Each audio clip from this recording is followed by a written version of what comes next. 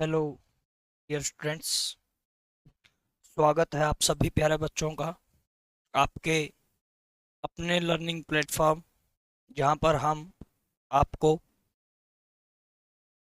गणित को बड़े ही आसान तरीके से किस प्रकार हल करें, ऐसा हम आपको पढ़ाएंगे। चलिए कंटिन्यू करते हैं ज़्यादा समय ना लेते हुए। जैसा कल हमने वर्ग एवं वर्गमूल का एक चैप्टर कर रहे थे हम कल, जिसमें हमने पाइथागोरस त्रिक तक किया था कि पाइथागोरस त्रिक अर्थात ऐसी तीन संख्याएं जिनमें सबसे बड़ी संख्या का वर्ग अन्य दो संख्याओं के योग के बराबर हो, वर्गों के योग के बराबर हो, उसे पाइथागोरस त्रिक कहते हैं। पाइथागोरस त्रिक की संख्याएं कहते हैं। इनसे और हम वर्ग एवं वर्गमूल से हमसे और किस प्रकार के क्वेश्चन किए जा सकते हैं वो आज हम देखेंगे। आप साथ में सिलेबस तो हम करवाएंगे ही आपको, साथ में कुछ उदाहरण के साथ प्रश्नों को किस प्रकार हल किया जा सकता है वो भी समझाएंगे। और जो साथ में आपको बुक दी गई है,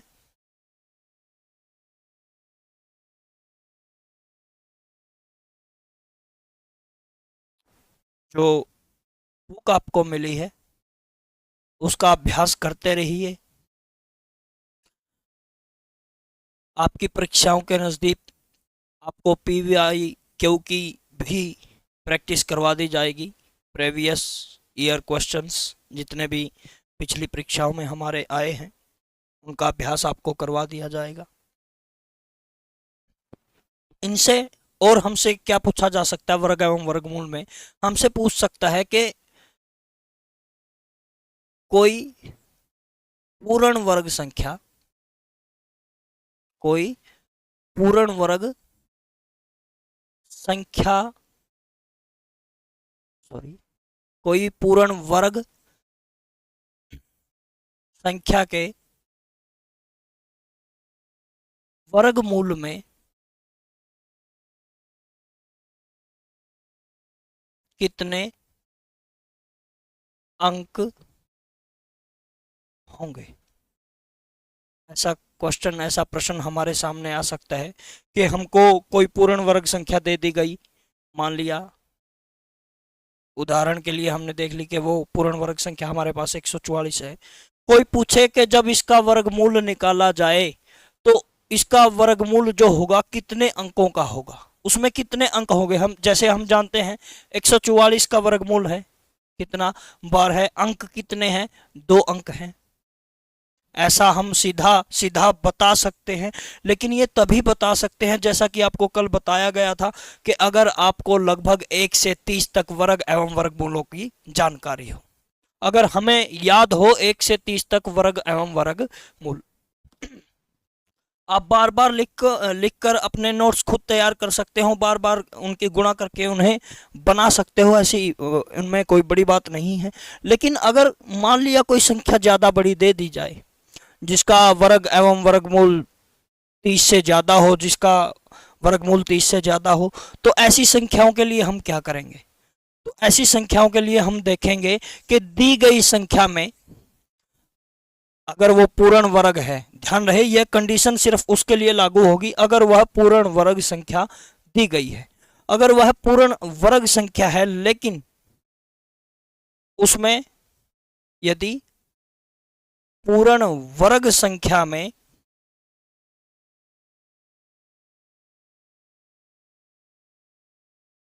अंकों की संख्या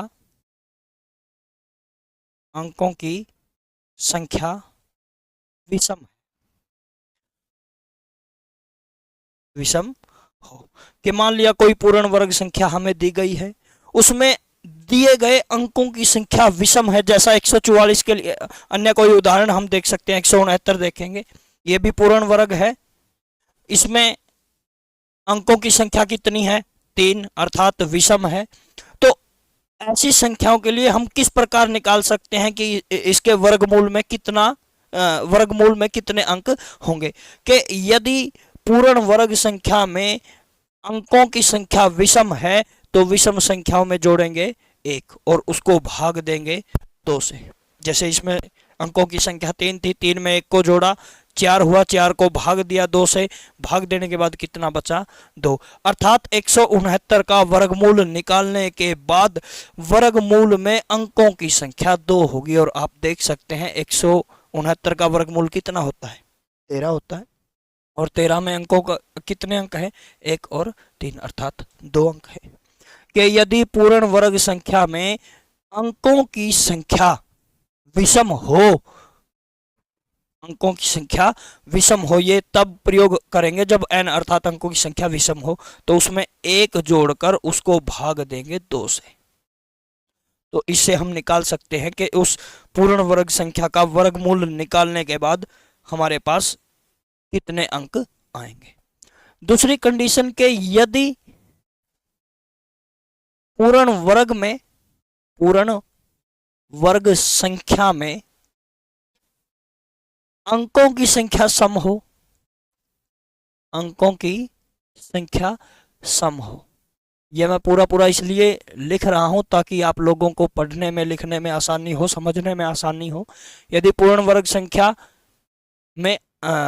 में अंकों की संख्या कैसी हो, सम हो, तब हमें 1 जोड़ने की जरूरत नहीं है, सीधा उन सम संख्याओं को गिनती में कितने अंक हैं उन अंकों को भाग देंगे किससे, 2 से। जैसा कि उदाहरण के लिए हम देख सकते हैं 49 का वर्गमूल हमें ज्ञात करना है।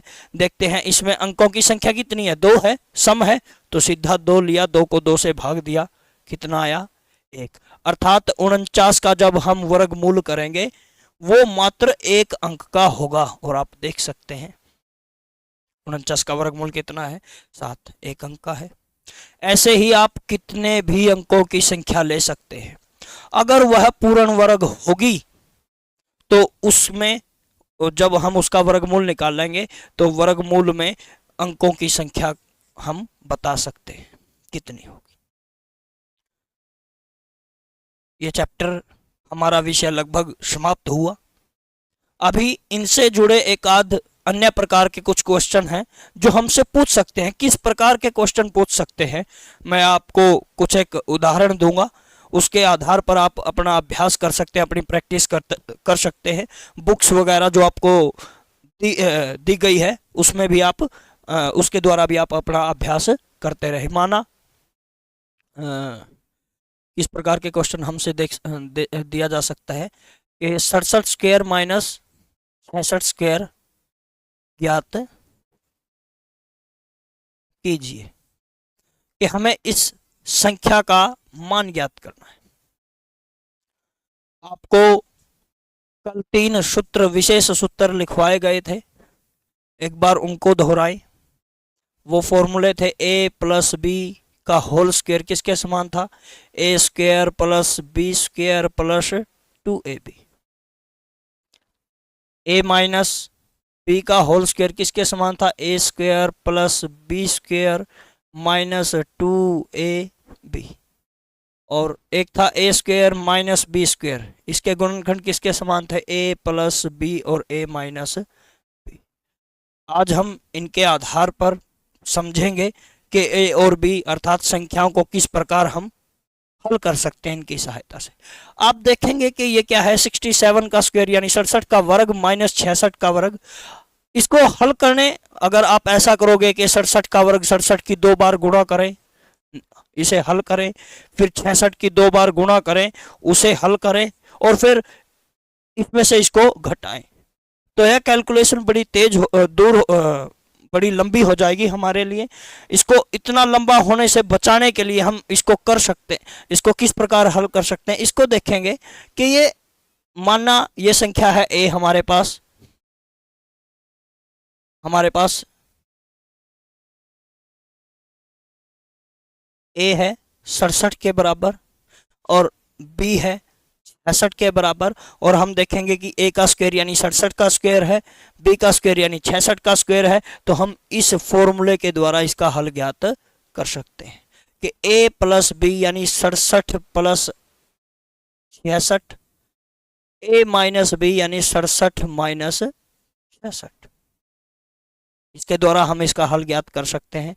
जोड़ेंगे, 67 में थे, 67 में से 66 को घटाएंगे तो बचा एक, ब्रैकेट का मतलब होता ही गुणा है। और जब 67 को 66 में जोड़ेंगे तो इनका जोड़ देखिए, 60 60 प्लस 120, 7 और 6 13, 120 और 13 133, 133 की गुणा जब 1 से करेंगे हम तो कितना आएगा, 133। तो हमारा आंसर होगा 133।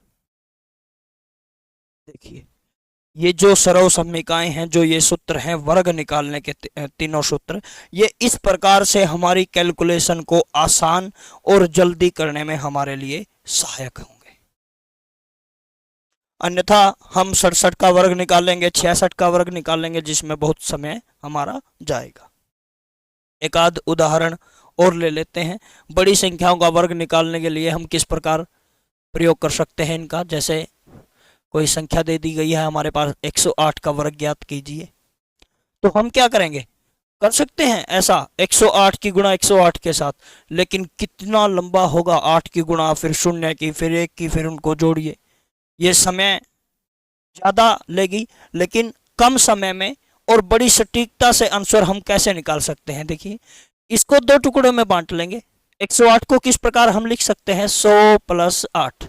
दो ऐसे आसान से टुकड़ों में काटेंगे जिनका वर्ग करना और जिनकी गुणा करना हमारे लिए आसान हो। अब देखेंगे, a प्लस बी के रूप में इसे समझेंगे कि a के रूप में हमारे पास 100 है, b के रूप में हमारे पास 8 है, तो फॉर्मूला हुआ हमारे पास a प्लस बी सारे का स्क्वायर किसके समान होता है, a का स्क्वायर प्लस b का स्क्वायर प्लस 2ab। तो आप रख सकते हैं a का स्क्वायर यानी 100 का स्क्वायर प्लस b का स्क्वायर यानी 8 का square plus 2 into a into 10 का स्क्वायर, सॉरी 100 का स्क्वायर कितना हुआ हमारे पास, 10,000। ध्यान रहे, अगर कोई संख्या जिसका इकाई का अंक, जिसके अंतिम अंक शून्य के रूप में हो, 1 शून्य हो, 2 शून्य हो, और उसका वर्ग करना हो, तो हमेशा ध्यान रखिए जितने अंत में उसकी शून्य होगी, वर्ग करने पर उसकी दुगनी हो जाएंगी। इसके अंत में 2 शून्य थी, वर्ग करने पर 4 हो जाएगी। अगर 1 शून्य होती तो वर्ग करने पर 2 हो जाती, यानी अगर 10 होता तो 100 हो जाता, 10 का वर्ग 100 है तो 10,000 हो गया। अगर 1000 होता यानी 3 शून्य होती तो 6 जीरो आ जाती। आगे 8 का स्क्वायर 64। अब इन्हें हल करो, 2 की 100 के साथ 200, 200 की 8 के साथ 1600। अब इनको जोड़ दो, जोड़ना आप सभी को आता है। ये हमारा होगा, सॉरी, 11,664। इस प्रकार हम इन सरल समीकरणों का प्रयोग बड़े ही आसान तरीके से हल करने में हम इनका प्रयोग कर सकते हैं। आगे एक आध क्वेश्चन हमारा किस प्रकार आ सकता है, हमसे पूछ सकता है कि कोई छोटी से छोटी या बड़ी से बड़ी संख्या कि जिसको गुणा करने से या भाग करने से यह पूर्ण वर्ग संख्या बन जाए, अगर संख्या पूर्ण वर्ग ना हो, या जोड़ने या घटाने पर, तो उसके लिए हम कैसे कर सकते हैं। देखो, मान लिया कोई उदाहरण हम लेंगे,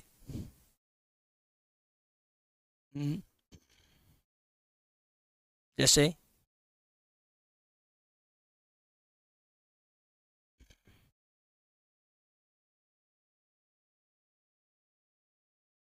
हम्म, 200 को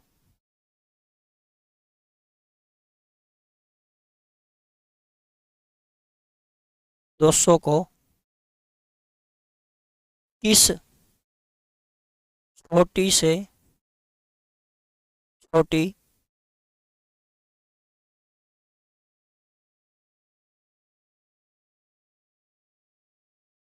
किस छोटी से छोटी संख्या से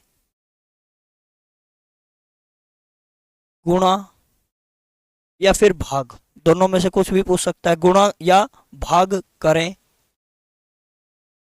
ताकि यह पूर्ण वर्ग बन जाए, कि हमें संख्या दे दी गई है 200 और पूछा गया है कि 200 को किस छोटी से छोटी संख्या से या तो गुणा करें या फिर भाग करें कि यह पूर्ण वर्ग संख्या हो जाए। जब बात गुणा या भाग की हो तो हमेशा ध्यान रखना है आपको अभाज्य गुणनखंड विधि द्वारा ही हल करना है। अर्थात दी गई संख्या के अभाज्य गुणनखंड बनाइए। 200 सबसे पहले 2 से भाग करेंगे, सबसे छोटी अभाज्य संख्या 2, 2 से भाग करने पर 100। जब तक 2 से भाग हो रहा है 2 से भाग दीजिए। अब आगे देखेंगे, अब 2 से भाग नहीं हो रहा तो अन्य देखिए, 5 से भाग देंगे, 5 से भाग देंगे 1। जब 1 आ जाए तब रोक देना है। अब इनके गुणनखंडों को ऐसे ही लिखेंगे, 2 गुणा 2 गुणा 2 गुणा 5 गुणा 5। अब देखिए, जब हम किसी संख्या का वर्गमूल निकालते थे तो 2-2 के जोड़े बनाते थे, वही 2-2 के जोड़े बनाइए। लेकिन हमसे पूछा गया है कि 200 पूर्ण वर्ग संख्या नहीं है, हमसे पूछा गया है कि 200 को किससे या तो भाग करें या फिर उससे गुणा करें कि यह पूर्ण वर्ग संख्या हो जाए। तो देखते हैं कि जब हमने युग्म बनाया, जोड़े बनाए, तो 2 का बन गया 1, 5 का बन गया 1, शेष क्या बचा हमारे पास अकेला 2। या तो इस 2 से हम इसको भाग कर दें 200 को, 2 से भाग करने पर क्या होगा हमारे पास 100 एक पूर्ण वर्ग संख्या है। 100 एक पूर्ण वर्ग संख्या है क्योंकि 100 का वर्गमूल हमारे पास कितना होता है 10। या फिर हम कर सकते हैं, अगर गुणा करनी हो, अगर बड़ी संख्या लेनी हो, ये दोनों के लिए लिखा था हमने कि अगर गुणा करनी हो अर्थात 1 2 की और हमें जरूरत है, अगर इसको 2 से गुणा कर दें तो इसका भी पूरा पूरा युग्म यानी दोनों का एक जोड़ा बन जाएगा। अर्थात 200 को भी 2 से गुणा कर सकते हैं। 2 से गुणा करने के बाद कितना होगा 400, और 400 भी एक पूर्ण वर्ग संख्या है क्योंकि हमें पता है 400 का वर्गमूल कितना होता है 20। अर्थात जब भी किसी संख्या को पूर्ण वर्ग बनाना हो लेकिन गुणा या भाग करके, तो आप लोग हमेशा अभाज्य गुणनखंड बनाओगे। अगर लिखा गया है विशेषकर कि किस संख्या से भाग करें, तो आप पहले अभाज्य गुणनखंड बनाओगे, फिर उनके युग्म बनाओगे। युग्म बनाने के बाद आप देखेंगे कि कौन कौन से अंक हैं, कौन कौन सी संख्याएं हैं जो जिनके युग्म नहीं बनते। अगर वो अकेली ऐसी संख्या है तो उसी से भाग दे देंगे। अगर मान लिया किन्हीं संख्याओं में ऐसी 2 संख्याएं आ गई कि जिनके युग्म नहीं बनते, तो उन दोनों की गुणा करके उससे भाग देंगे। और लेकिन अगर लिखा है कि किससे गुणा करें, तो आप उनके युग्मों को पूरा करेंगे, और युग्मों को पूरा करने के लिए आपने किस से गुणा किया है उन अंकों की गुणा करके हम बताएंगे कि इससे गुणा करने पर यह पूर्ण वर्ग बन सकती है। आगे कि वह छोटी से छोटी संख्या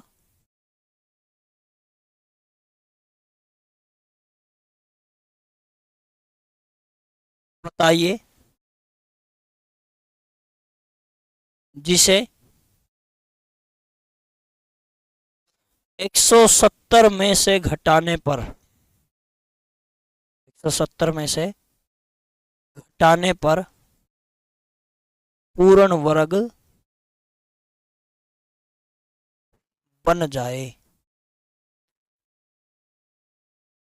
हमें एक ऐसी छोटी संख्या ज्ञात करनी है जिसको 170 में से हम घटाएं और घटाने के बाद जो हमारे पास बचे वह एक पूर्ण वर्ग संख्या हो। जब बात घटाने की या जोड़ने की आए तो हमेशा आपको भाग विधि द्वारा ही हल ज्ञात करने हैं। कैसे करेंगे देखते हैं कि 170 लिया हमने, हमें पता है भाग विधि द्वारा इकाई के अंक की तरफ से 2-2 के जोड़े बनाते थे, हम 2-2 के युग्म बनाते थे। 0 और 7 दोनों का एक युग्म बन गया, बचा सिर्फ 1। जो बचा है उसको एक साथ ही लेंगे। इससे छोटी या इसके बराबर एक ऐसी संख्या जिसकी उसके साथ ही गुणा करने पर भी क्या लिखेंगे, एक। एक की गुणा एक से करेंगे, या तो इसके समान हो या इससे छोटी, इससे बड़ी नहीं आनी चाहिए। एक में से एक गया, शून्य, हम घटाएंगे, वही भाग का नियम। अब उतारेंगे पूरे के पूरे युग्म को। वर्गमूल निकालते समय, भाग विधि द्वारा वर्गमूल निकालते समय हम पूरे के पूरे युग्म को नीचे उतारते हैं। 70। अब क्या करेंगे, पहले तो इसका डबल, जो भागफल हमारा आया है उसका डबल, यानी एक का डबल 2। अब जो अंक यहां लिखेंगे वही अंक यहां पे लिखा जाएगा और उसी से गुणा करेंगे इसकी, क्योंकि अब भाजक हमारा यह होगा। अब देखें, लेकिन ऐसी संख्या लेनी है कि जिससे गुणा करने के बाद या तो इसके समान आए या इससे छोटा। तो आप देखेंगे यहां पर क्या लिख सकते हैं, माना अगर 1 लिखा तो 21 हुआ, 21 की गुणा भी 1 से करेंगे तो कितना आया, 21। माना 2 लिखेंगे, सपोज करो कि 2 लिखेंगे तो ये होगा 22, गुणा भी 2 से करेंगे तो 44, जो बिल्कुल 70 के नजदीक आनी चाहिए। तीसरा उदाहरण, हम 3 लिखेंगे तो कितना आया, गुणा भी 3 से करेंगे कितना है, 69, जो इसके बिल्कुल नजदीक है। अर्थात हम यहाँ पे क्या लिखेंगे, 3।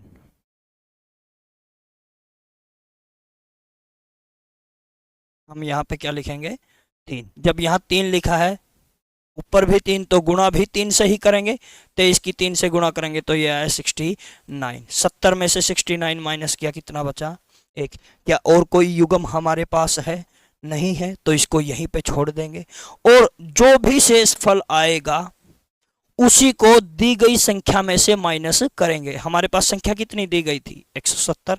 शेषफल क्या आया है, 1। एक वह छोटी से छोटी संख्या है कि जिसको 170 में से घटाने पर यह कितना हुआ, 169। और हमें पता है 169 एक पूर्ण वर्ग संख्या है जिसका वर्गमूल हमारे पास कितना होता है, 13। जिसका वर्गमूल कितना होगा, 13 होगा। आशा है आप समझ रहे होंगे इसे। ऐसे ही इसी प्रकार के क्वेश्चन आपसे परीक्षाओं में पूछा जा सकता है, आपसे पूछे जा सकते हैं। प्रयास करेंगे सभी तरह के क्वेश्चन आपके पास आपको करवाए गए हों, फिर भी आप अपना अभ्यास भी जारी रखें साथ की साथ में। अन्य किस प्रकार से क्वेश्चन हमसे पूछे जा सकते हैं कि जैसे स्कूल में प्रेयर होती है हमारे, और प्रेयर में जो शिक्षक होते हैं सभी बच्चों को लाइनों में खड़ा करते हैं, कि मान लिया कुछ इस प्रकार का उदाहरण दे दिया जाए कि किसी स्कूल में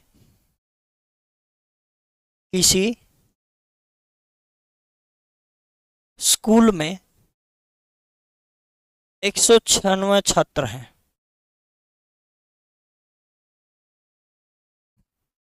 उन्हें पंक्तियों में इस प्रकार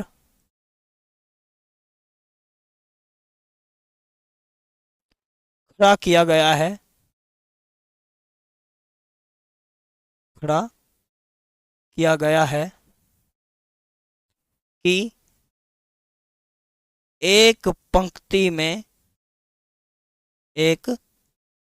में उतने ही छात्र हैं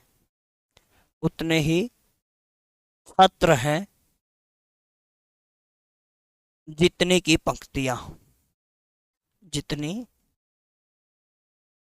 पंक्तियां हैं।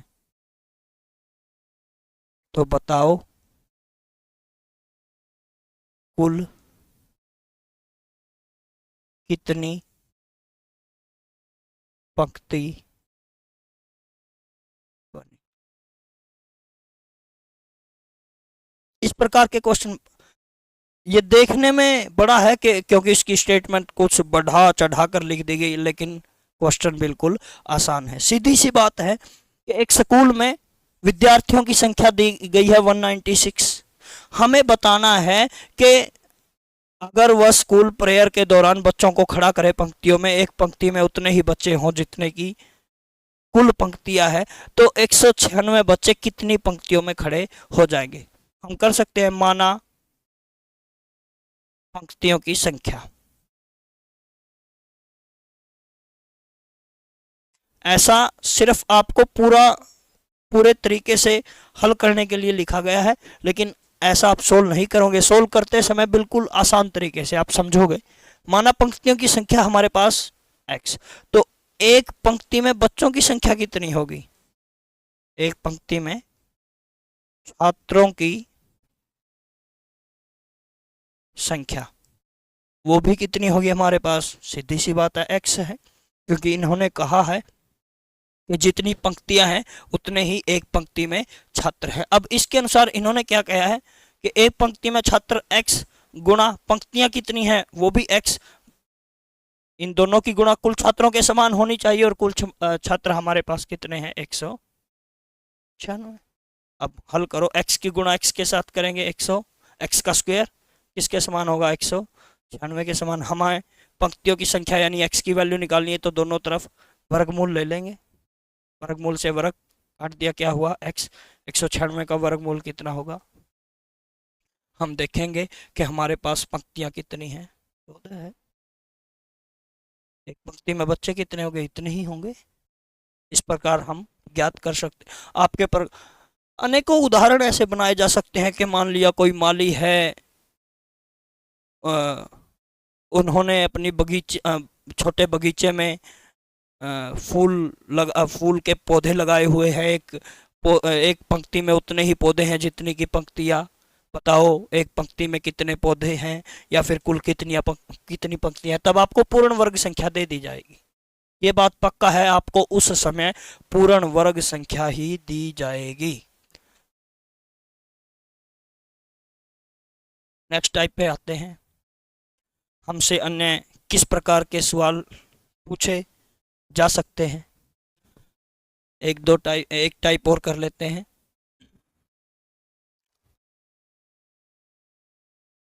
हमसे पूछा जा सकता है कि ये संख्या दी गई है 1 सही 9/16 का वर्गमूल ज्ञात करो। वर्गमूल ज्ञात करो। जब ऐसे किन्हीं संख्याओं का वर्गमूल ज्ञात करना हो तो पहले विशेष रूप से आप ये ध्यान रखें कि भिन्न को मिश्रित से साधारण भिन्न में बदलना है। अर्थात जो नीचे दिया गया हर है, इसकी गुणा इसके साथ करेंगे, 16 की गुणा 1 के साथ, और इसको जोड़ेंगे, तब यह साधारण भिन्न में बदलेगी। 16 एकम 16, 16 में 9 जोड़ा, कितना हुआ? 25/16। अब इसका क्या ज्ञात करना है? वर्गमूल। तो हम इसका वर्गमूल ज्ञात करेंगे, और हमें पता है 25 का वर्गमूल 5 और 16 का 4, तो हमारे पास आंसर 5/4। अगर इसको मिश्रित भिन्न में वापस बदलना चाहें तो कर सकते हैं 1 सही 1/4।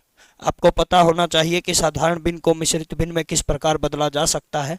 5 को हम भाग देंगे 4 से, 4 1 4 1, पहले भागफल, फिर शेषफल, और नीचे भाजक, इस प्रकार लिखा जाता है।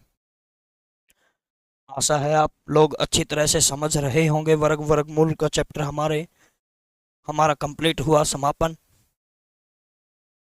हमने ऐसा कोई प्रकार नहीं छोड़ा जिस प्रकार का क्वेश्चन हमने यहाँ सोल्व करके नहीं देखा होगा।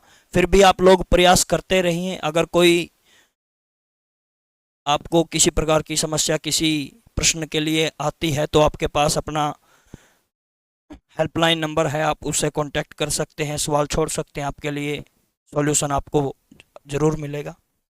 साथ ही आज हम अपना अगला चैप्टर शुरू करते हैं। बिल्कुल इसी का बड़ा भाई है, इसी से मिलता जुलता है।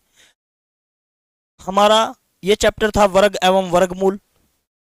अगला जो चैप्टर हमारा होगा घन एवं घनमूल। घन एवं घनमूल, जिसे इंग्लिश में क्यूब एंड क्यूब रूट हम बोलते हैं। वर्ग में हमारे पास किसी भी दी गई संख्या की घात 2 हो सकती थी। वर्ग का मतलब स्क्वायर यानी उसकी पावर 2 होना। घन में इसका मतलब होता है कि एक दी गई संख्या कोई भी हो सकती है हमारे पास, माना x, उसकी शक्ति 3 होना। घन, अगर हम इसकी परिभाषा लिखें तो दी गई संख्या की, दी गई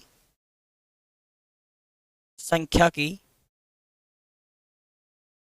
परस्पर, अर्थात स्वयं से ही परस्पर 3 बार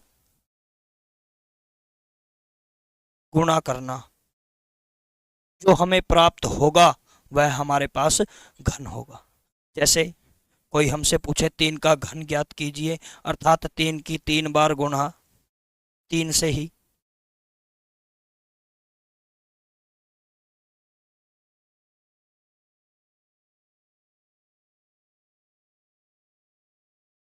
हमारे पास कितनी होगी, 3 की 3 बार जब गुणा करेंगे तो ये हुआ 27।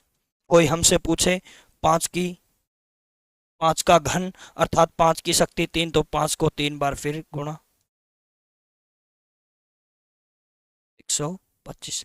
अर्थात हमें जो संख्या दी गई है अगर उसका घन ज्ञात करना है तो अर्थात उसी संख्या की 3 बार गुणा हम करेंगे, जिसे हम घन कह सकते हैं। घनमूल इससे विपरीत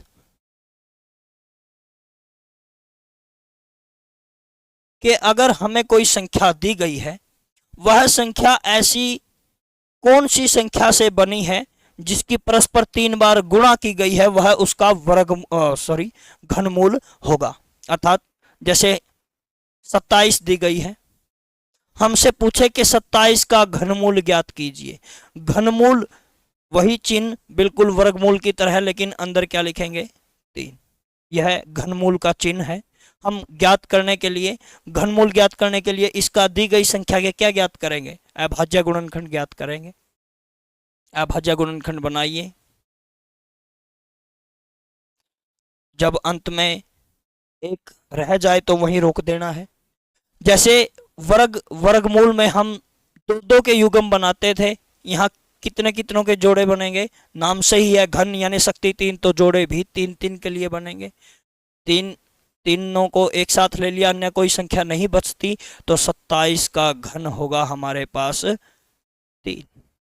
ऐसा ही 64 के लिए अगर हमें घनमूल ज्ञात करना हो, 27 का घनमूल होगा 3, 64 का अगर घनमूल हमें ज्ञात करना हो तो अभाज्य गुणनखंड बनाइए।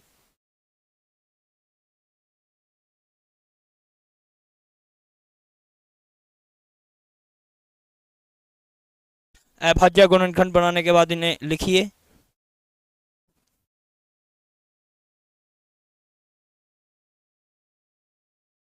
घनमूल ज्ञात करना है,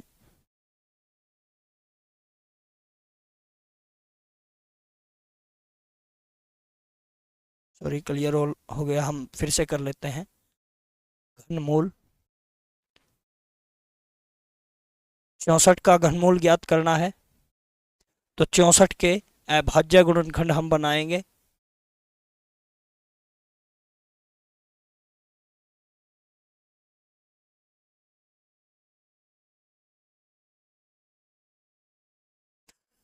अभाज्य गुणनखंड घनमूल ज्ञात करना है तो 3 के युग्म बनाएंगे, अर्थात 3 बार 2 है, इसकी जगह मात्र 1 बार प्रयोग करेंगे। अगली बार फिर से 3 बार है तो इसकी जगह 1 बार प्रयोग करेंगे और इनकी गुणा 2 की गुणा 2 के साथ 4। तो हम कह सकते हैं कि 64 का घनमूल हमारे पास क्या होगा, 4 होगा। तो इस प्रकार हम घन एवं घनमूल ज्ञात कर सकते हैं। आशा है आप सरल तरीके से समझ रहे होंगे। आज की कक्षा में इतना ही। कल हम घन एवं घनमूल के लिए उपयोग किए जाने वाले कुछ एक महत्वपूर्ण सूत्र हैं, और हमें लगभग जैसे वर्ग एवं वर्गमूल 1 से 30 तक हमें याद होने चाहिए, तो घन एवं घनमूल भी तकरीबन 1 से 20 तक आपको याद होने चाहिए। तो इससे आगे हम करेंगे कल। तब तक के लिए आप लोग पढ़ाई करते रहें, स्वस्थ रहें, मस्त रहें। ईश्वर आपको उन्नति की राह पर ले जाए। तब तक के लिए धन्यवाद। नमस्ते जी।